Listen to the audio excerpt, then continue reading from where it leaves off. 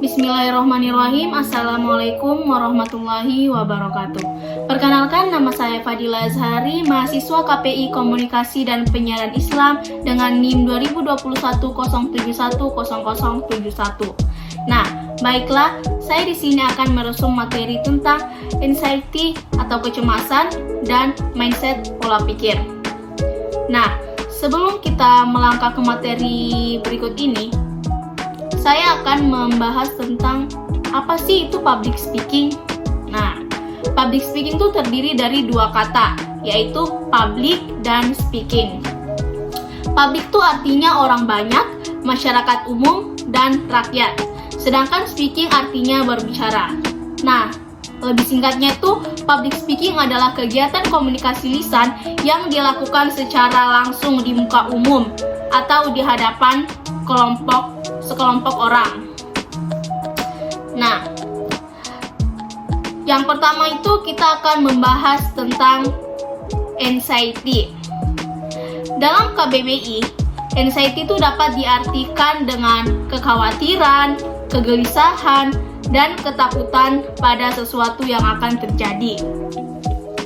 Nah, dalam teori ini dapat disimpulkan bahwa kecemasan berkomunikasi adalah keadaan individu yang merasa takut atau khawatir dalam berkomunikasi dan ketidakmampuan individu untuk menyampaikan atau menerima suatu informasi sehingga menimbulkan reaksi tertentu. Ada macam-macam anxiety atau rasa kecemasan.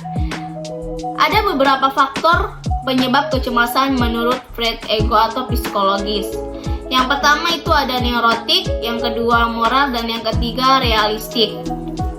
Kemudian ini yang pertama tentang kecemasan neurotik. Kecemasan neurotik adalah ketakutan terhadap suatu bahaya yang tidak diketahui perasaan itu sendiri dalam ego masing-masing. Adapun contoh kecemasan neurotik itu ketakutan akan muncul meskipun orang tua belum tahu pelanggaran yang kita lakukan, dan meskipun orang tua belum tentu akan memberikan hukuman ketika sudah mengetahui kesalahan individu tersebut. Dan yang kedua ada kecemasan moral. Kecemasan moral adalah kecemasan yang terjadi karena konflik antara ego dan superego. Contohnya itu seperti perasaan bersalah dan berdosa karena telah mengkhianati atau ketiadaan suami atau keluarga pada saat hamil dan melahirkan. Dan yang ketiga ada tentang kecemasan realistik, di mana kecemasan realistik bisa dikenal dengan kecemasan objektif. Perasaan ini termasuk perasaan yang tidak menyenangkan dan tidak spesifik terhadap suatu bahaya yang mungkin sedang terjadi. Nah, misalnya kecemasan yang dialami seorang anak kecil yang mendapatkan perlakuan kejam dari ayahnya. Lalu ia merasa cemas ketika berhadapan dengan orang yang seusia dengan ayahnya. Tetapi ada pula yang memberi reaksi sebaliknya. Karena ia memendam, maka ia berusaha selalu untuk selalu berbuat kejam sebagai pelampiasannya. Namun kecemasan realistik ini berbeda dengan ketakutan. Adapun beberapa cara untuk mengatasi kecemasan. Yang pertama, mempersiapkan suatu referensi atau bisa dibilang dengan dibaca-baca ulang referensinya. Kemudian yang kedua, bersikap wajar, artinya tidak berlebihan dalam harapan. Kemudian yang ketiga, meminta kritikan dari teman atau orang sekitar kita. Kemudian yang keempat, apabila audiens memiliki jabatan atau pangkat yang tinggi, maka anggap saja mereka itu sederajat dengan kita.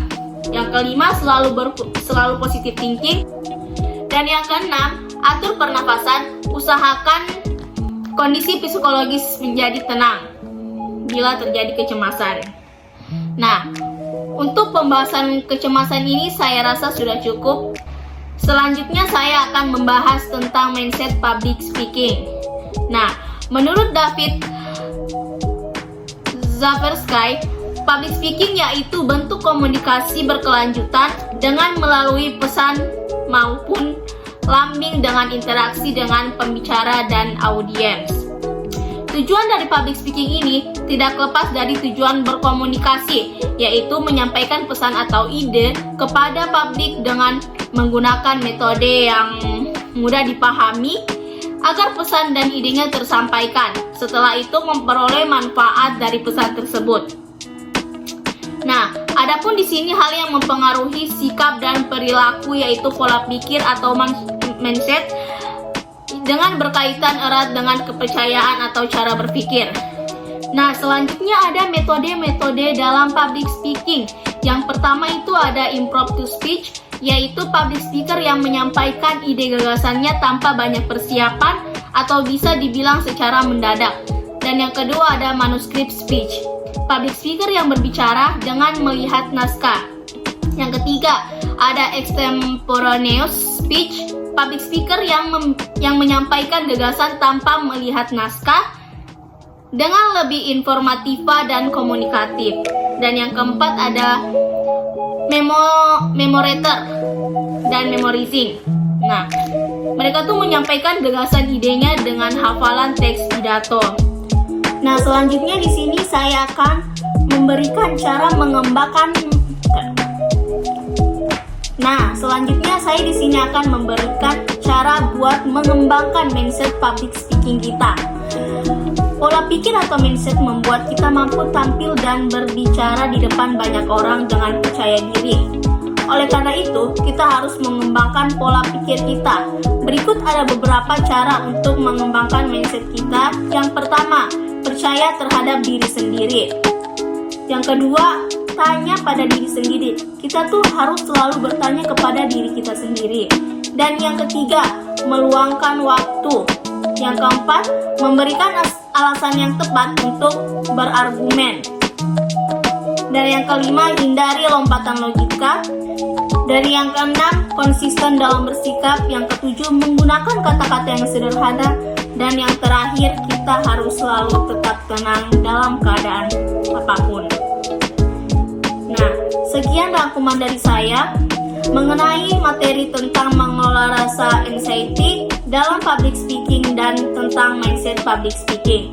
Kurang lebihnya mohon dimaafkan. Wassalamualaikum warahmatullahi wabarakatuh.